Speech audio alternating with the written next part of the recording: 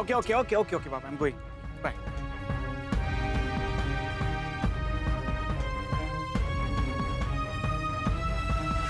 કોણ હતો આ? કેમ? જે પૂછો ને સરખી રીતે જવાબ આપ, નહીં તો મારો હાથ ઉપડી જશે હમણાં. તમારે સાંભળવું જ છે ને? તો સાંભળો. એ મારો બોયફ્રેન્ડ હતો.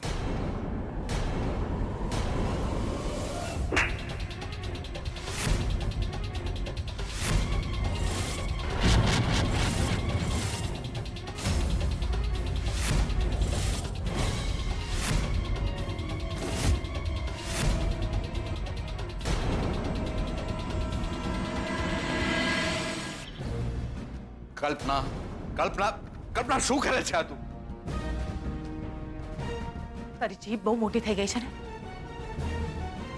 તારી જીભ મોટી છે તો મારી જીદ મોટી છે. તારા લગ્ન ત્યાં જ થશે જ્યાં મેં નક્કી કર્યું છે. Please mummy. મરી ગઈ તારી મમ્મી. કલ્પના મારી વાત સાંભળ. કલ્પના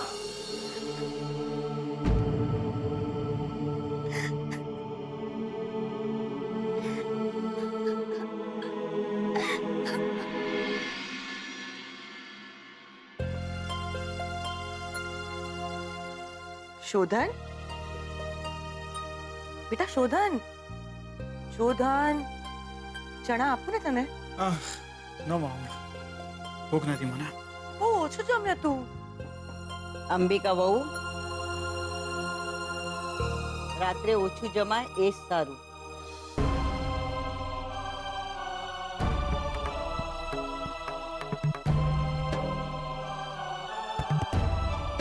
બેટા શોધન, બેસ. મારે તારી સાથે થોડી વાત કરવી છે. વાત તો મારે પણ તમારા બધા સાથે કરવી છે.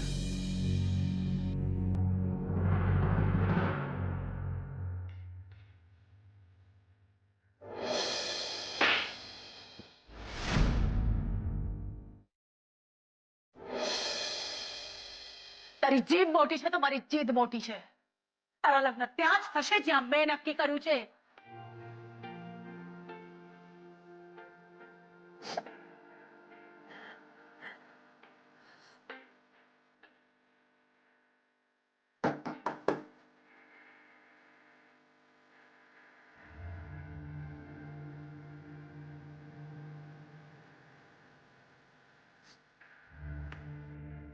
ચાલ બેટા, થોડું જમી લે. મારે નથી જમવું. એવું થોડું ચાલે? થોડું તો ખાવું પડે ને.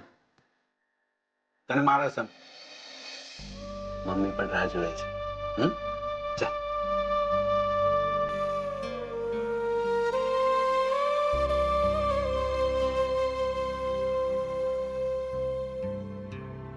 ના, પહેલા હું વાત કરી લઉં, પછી તારી વાત.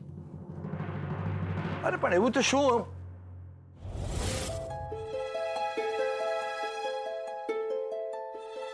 अच्छा भाई अच्छा, तारी दादी के एम राखो.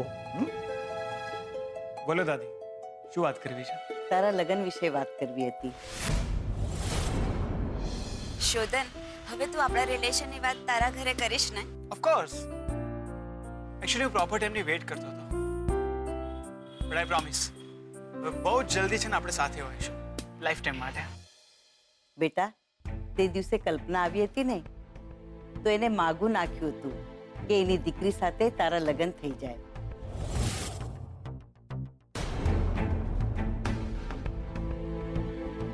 સો અમારી પણ એ જ ઈચ્છા છે કે તારા લગ્ન ત્યાં જ થઈ જાય.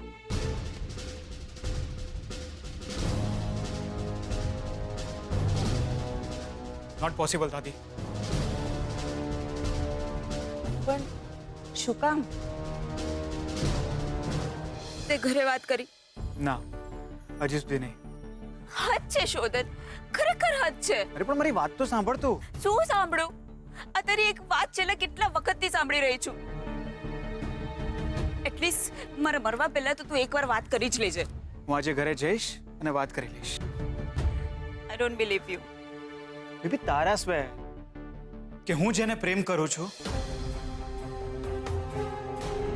હું એની સાથે જ મેરેજ કરીશ.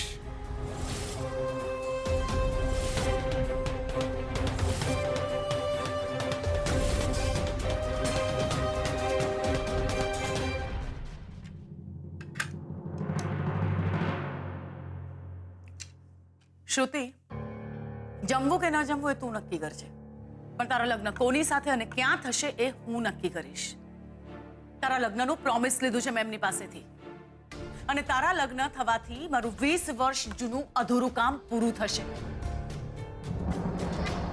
તમે કહેશો ત્યાં લગ્ન નહીં કરું. નવા સંબંધો બંધાયા પછી મેં કલ્પનાને વચન આપ્યું હતું કે એની દીકરી સાથે તારા લગ્ન થશે. આઈ એમ સોરી દાદી, બટ વચન આપતા પહેલા તમે મને પૂછ્યું હતું.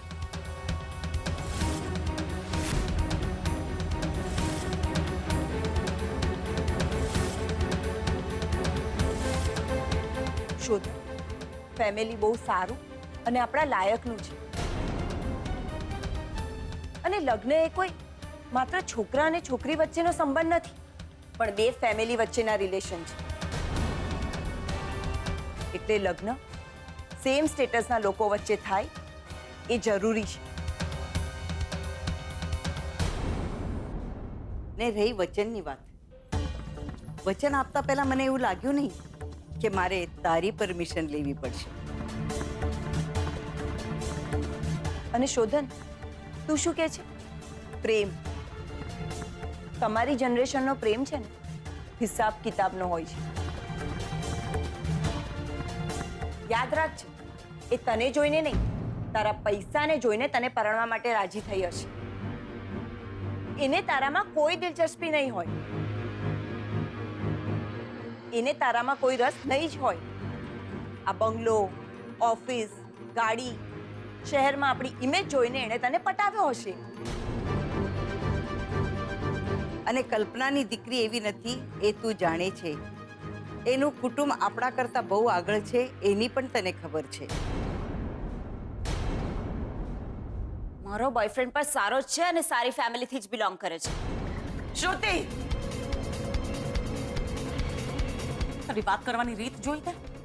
તારી વાત કરવાની રીત ઉપરથી તો મને નથી લાગતું કે તારો બોયફ્રેન્ડ કોઈ સારી ફેમિલી સાથે બિલોંગ કરતો હશે. શ્રુતિ, આ છોકરો તને નહીં, તારા પૈસાને પ્રેમ કરે છે. જેને ઓળખતા ના હોય એના માટે ખોટી ધારણા બાંધવાની જરૂર નથી. મને આવા અસંસ્કારી છોકરાને ઓળખવાની જરૂર પણ નથી લાગતી. Shut up! એ મમ્મી સાથે આ રીતે વાત કરાય? આ જ વાત તમે મમ્મીને કહો ને પપ્પા. હું એના વિશે કોઈ પણ ખરાબ વાત સહન નહીં કરું. શ્રુતિ, શ્રુતિ એક મિનિટ. શ્રુતિ મારી જોયું? જોયું કેવી રીતે વાત કરે છે મારી સાથે?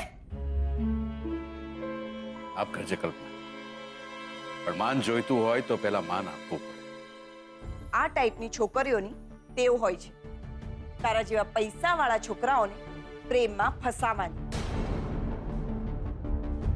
તારી ગર્લફ્રેન્ડે પણ વિચાર્યું હશે, વડોદરાની 5 રિચેસ્ટ ફેમિલીમાંથી એક ફેમિલીનો આ એકમાત્ર વારસદાર છે. એટલે પટાવો આને. 1-2 વર્ષ મહેનત કરવી પડશે, પછીની આખી life set. Characterless. Enough, boy.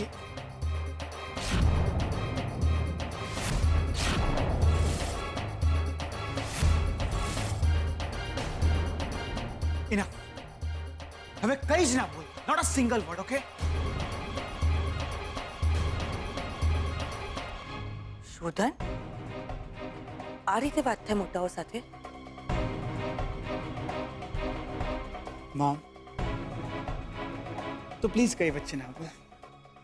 Okay? નહીં બોલ.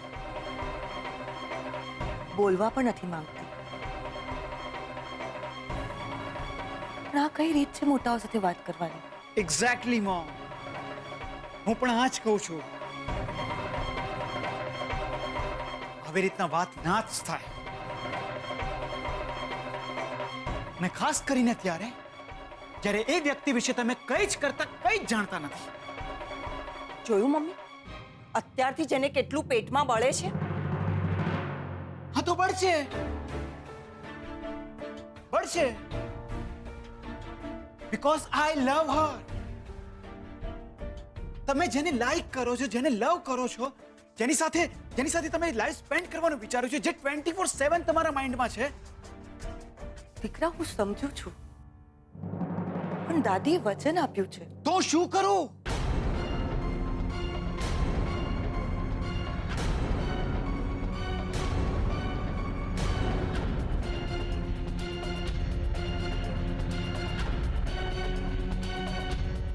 સેક્રિફાઈસ?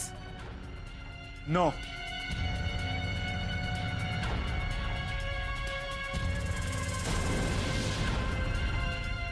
આટલા વર્ષો પછી નવેસરથી સંબંધો બંધાઈ રહ્યા છે.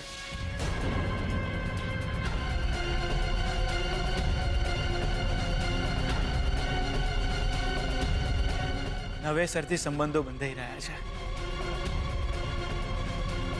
તો એ સંબંધને ધ્યાનમાં રાખીને વગર સ્વાર્થે જે સંબંધો બંધાયેલા છે એને તોડી નાખવાના.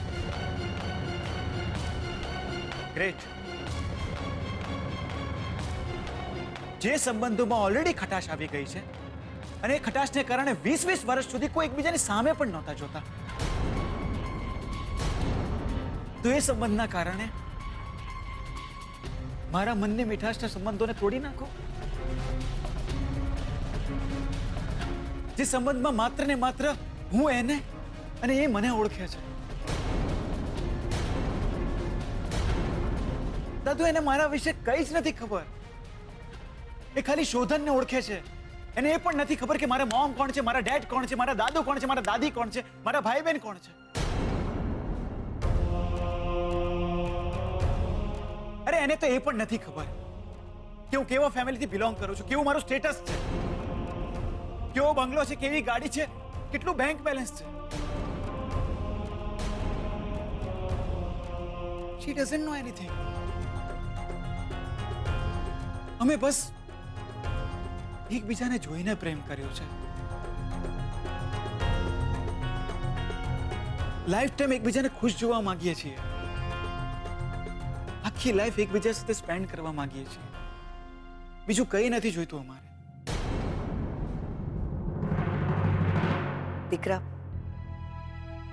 મમ્મીજી પણ ઈચ્છે છે કે તું સુખી રહે, ખુશ રહે.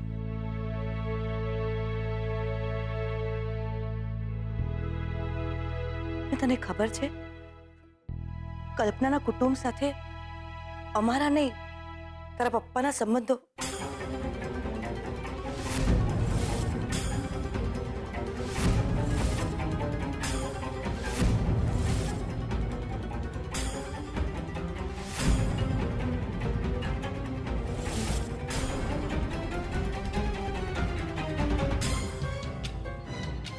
એ વાતને પણ ધ્યાનમાં રાખીને દાદીની વાત માની દે ને. વાહ મોમ, તું તો એવી રીતના વાત કરી રહી છે જાણે મારે બેમાંથી કોઈ એક ઓપ્શન ચૂઝ કરવાનો.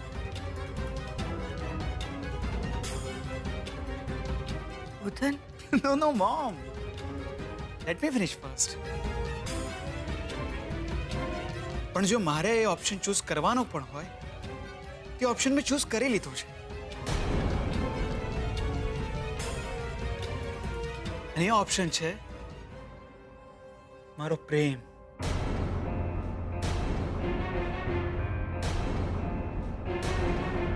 માય લવ. દીકરા, મારી વાત મોમ, આજે તું મારી વાત સાંભળ. મને દુઃખ છે કે મારી મોમ પણ મને ના સમજી શકી. એ બીજાથી નહીં, પણ મને તારાથી હતો કે મારી મોમ તો મને સમજશે જ.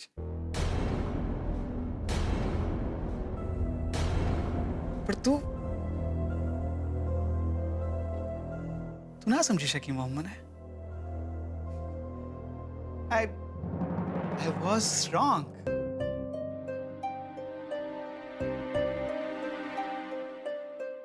નહીં નહીં, એવું કાંઈ જ નથી.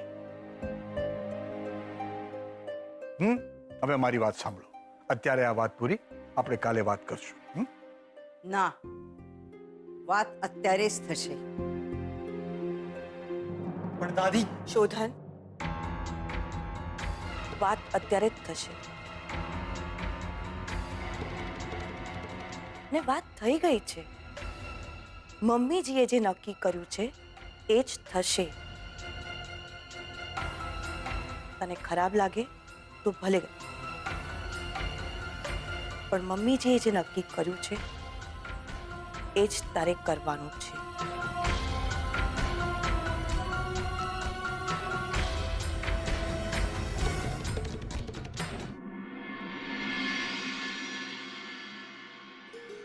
હેમંતભાઈનું છાપકામ બહુ ઊંચું છે, કેમ હીરાબા?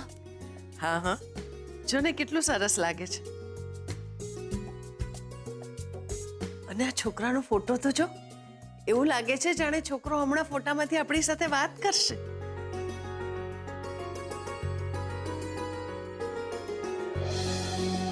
અરે બા, હું છાપકામની વાત કરું છું ને તમે છોકરાની વાત માંડો છો.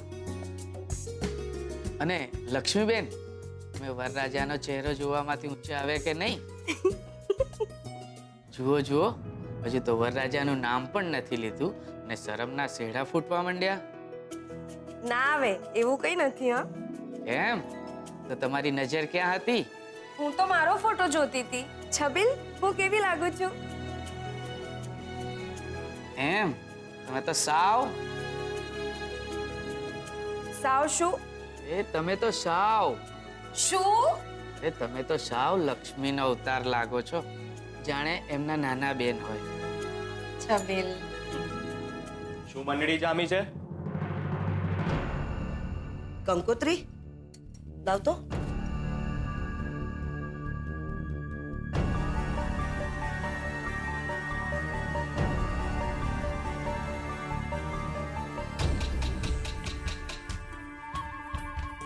કોને પૂછીને આ કંકોત્રી છપાવી છે? આ ચંદ્રાબહુ, લગન છે એટલે આવ્યા મોટા લગન વાળા. સાસુમાં, તમે તો છૂટ આપી તો માથા પર ચડીને બેસી ગયા. આ કંકોત્રીમાં ફોટો છુપાવવાનું તમે મને પૂછ્યું હતું?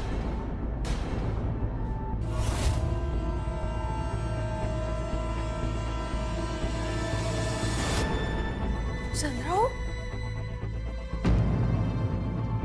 આમાં એવું કંઈ જ નહોતું છપાવવાનું. આમાં કોઈ ફોટો નહોતો છપાવવાનો.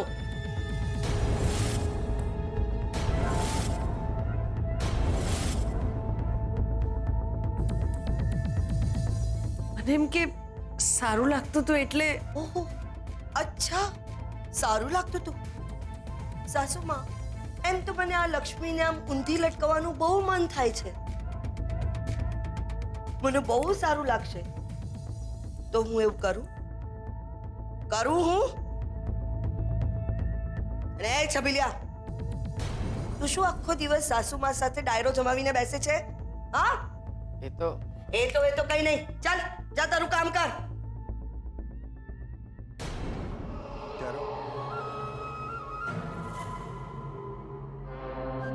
સાસુમાં, તમે જરા કાબુમાં રહેજો, નહીતર હું કાબુ ખોઈ બેસીશ ને તો આંસુઓના સરનામાએ ભૂલાઈ જશે. અને તું, તને પણ આ બધું લાગુ પડે છે, સમજી?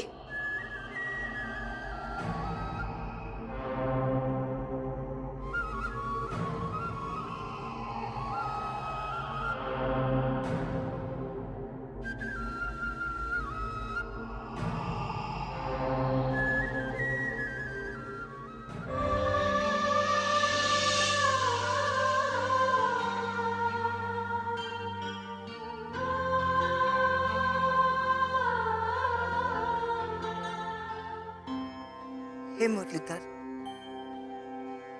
બધાને શક્તિ આપજે ને સૌને સદબુદ્ધિ આપજે. મારા શુદ્ધના નસીબમાં શું લખાયું છે એ તો તને જ ખબર. પણ તું જે કંઈ પણ કરે ને એના હિતમાં જ કરજે. મારી જેમ એને એકે અગ્નિ પરીક્ષા ના આપવી પડે. બેન, ગાડી તૈયાર છે. આવું છું.